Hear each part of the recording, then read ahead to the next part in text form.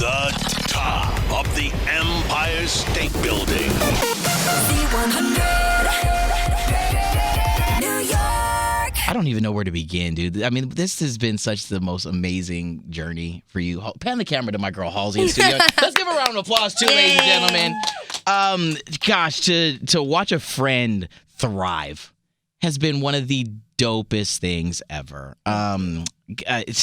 Let's just go ahead and just get right into Nightmare, because this is such a powerful record and it's come to life. So let's just start here. What's it like to watch this baby be born? Well, I was really nervous about the baby. Okay. I was like, I don't know if the world is going to like the baby. Oh, we love it. And it's a different baby than the other babies I've produced. Yeah. Nightmare's a really special song for me, just because I've kind of always wanted to write a song like it. But Okay.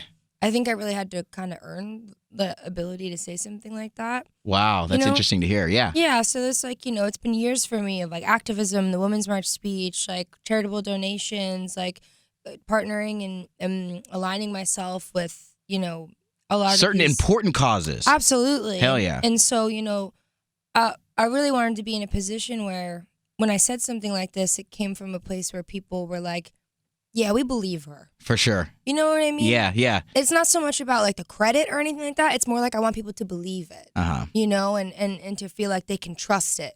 I think that like the thing with female empowerment songs is that they're either like the greatest records of all time, or they can come across as like kind of cheap, Okay.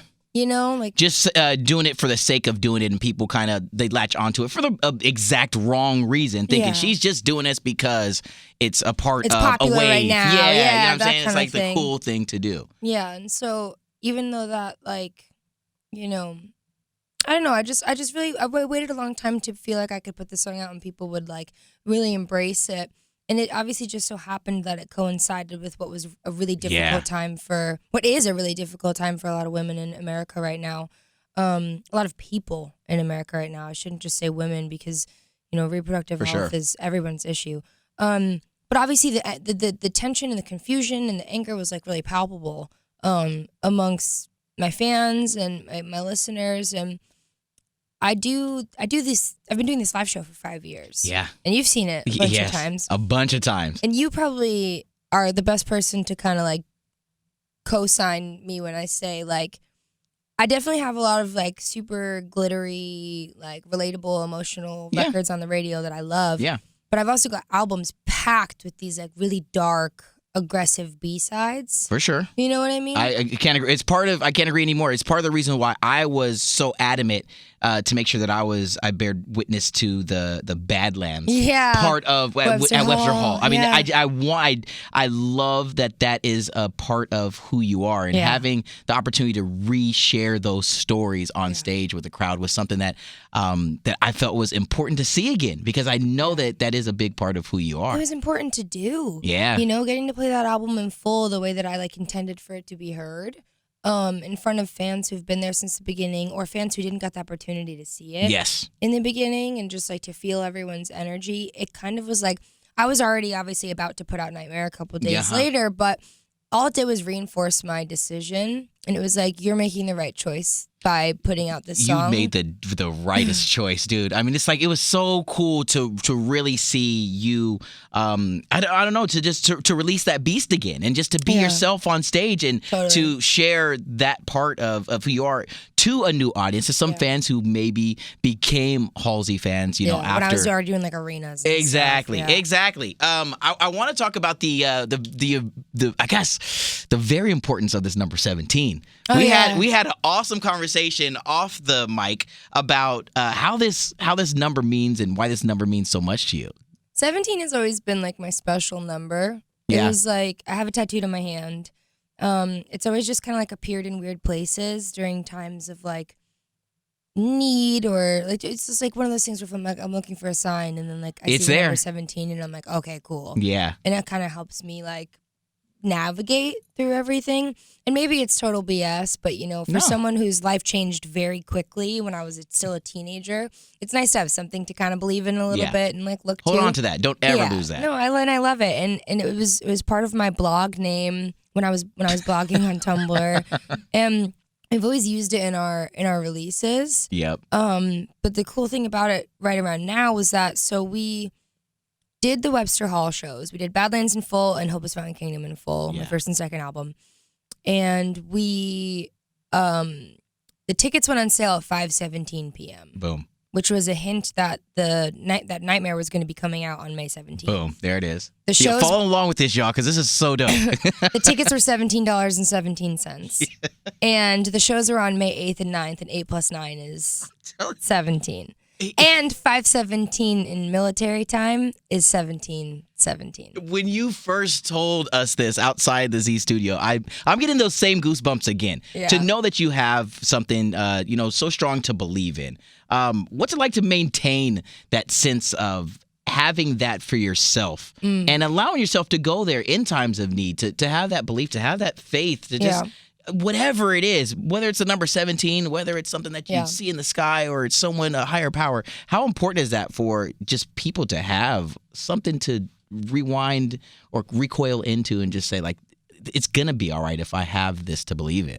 I think for me personally, it's a really fine line to walk between, like, on one hand, like, you feel like everything's on your shoulders and you have to make every decision. Your body has to play every show. Yeah. Your brain has to do every interview, write every song, sing every song, put together every album, relive post every some of those shoot. moments that you wrote 3 or 4 years ago. So you can kind of feel this weight where it's like everything is on me. But then on the flip side, there's this like parallel to it where, it takes a village and you have all these different people with like opinions and like they're interjecting and they have their control and they have this, that, and the other thing, and they need to because, can't do it alone. I think people would be so shocked to know how many people it takes to like really put out an album for an artist, So like I said, it's walking this fine line between feeling like completely alone and all the pressure's on me, and then maybe sometimes feeling out of control, like everybody else is dealing with everything. So it's about walking that fine line kind of in between of like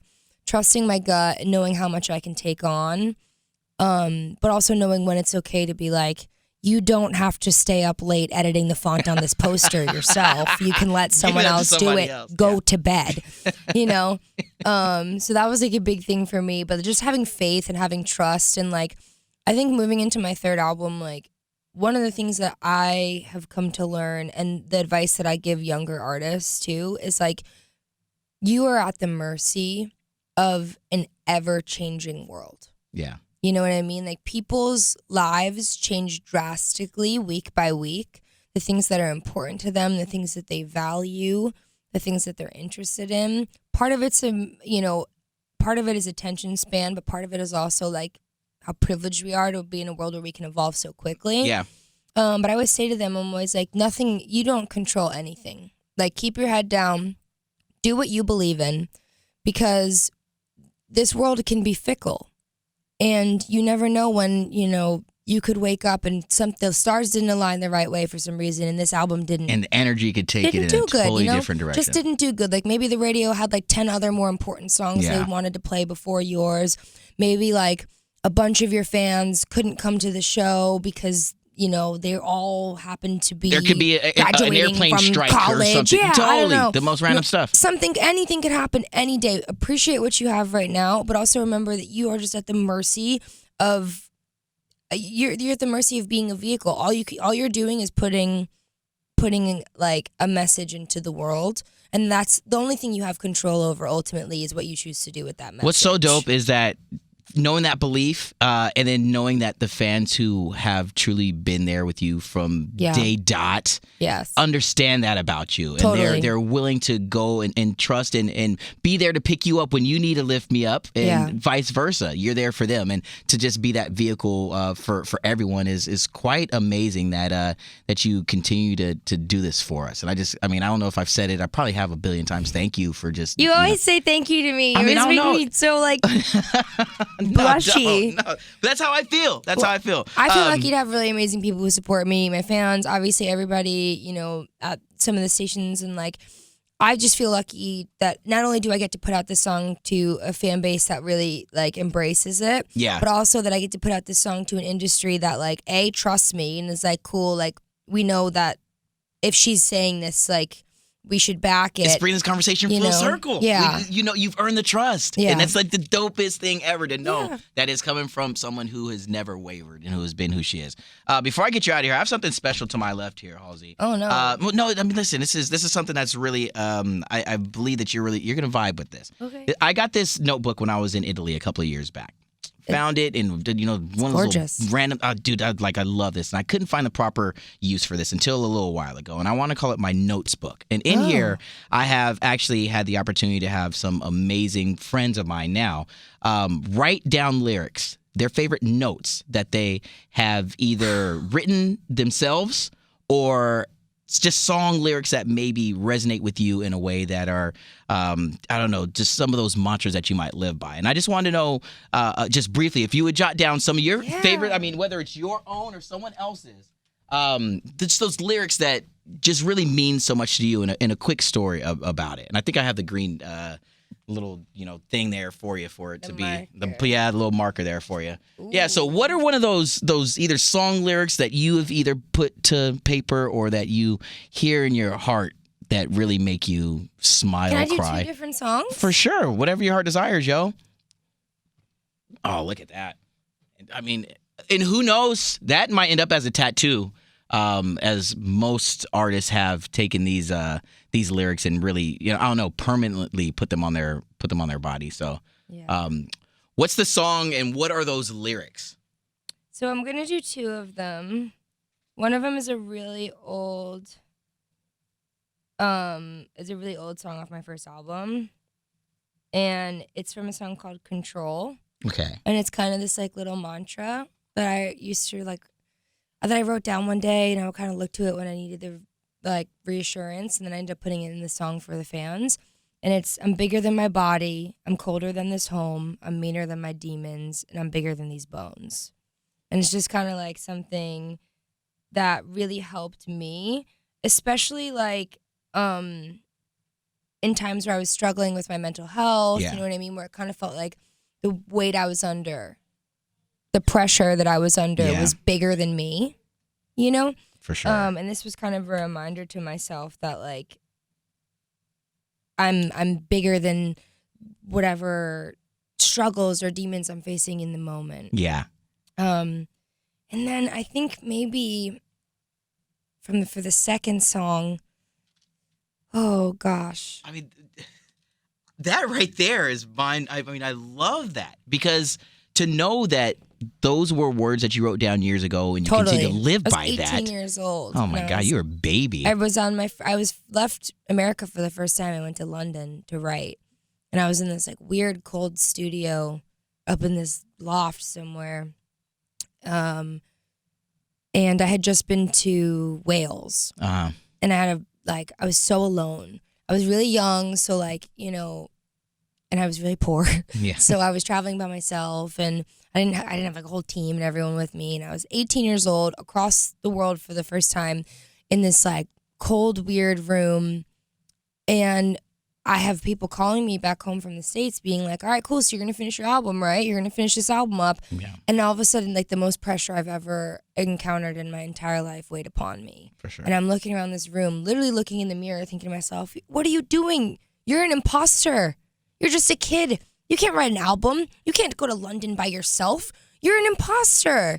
And I had this moment of just oh my God, I've been faking it the whole time. Everyone's gonna figure out I'm faking it. Man. And then this was kind of the thing that made me you know what? No, I'm gonna do this. I'm gonna do this. I'm bigger than whatever is bothering me right now. And it became the song "Control." And the whole the hook of the song is "Who's in control?" And it's kind of an internally directed question. Let's leave it at that. Don't do another. You don't need to do another one. Don't do another one. Yeah, throw your autograph on. And here's the thing, the fact, and we're gonna put a nice little bow on this conversation with that. To be able to look back at that moment and to know that you found the strength, the control to live exactly by those lyrics, and to stand on stages across the globe on longitude and latitude lines that are way further away from home than London. That is one of the best things, and that goes exactly to the very part of this conversation that we had, is to see a friend thrive and to know that you're doing it for that right reason in your heart is the fucking coolest thing ever, dude. Thank you. Thank you so much. I mean, you always get it though. It's always easy to come talk to you because I don't have to explain anything to you. I don't have to be like, it's really important. And you're like, yeah, it was crazy in the video. You were wearing this tiny little outfit. I'm like, no, the message. The point. No, it's no. You always get it. No, it's bigger than that. So, this is why you will forever be a friend of mine. This is why you always have an open door. I'm here for you, dude. Thank you. End of story. Thank Please, you. ladies and gentlemen, let's all smile and clap and show our love for my bestie. Yeah, I upgraded you. Me, our bestie this time. It's Halsey. From the top of the Empire State Building. Z100.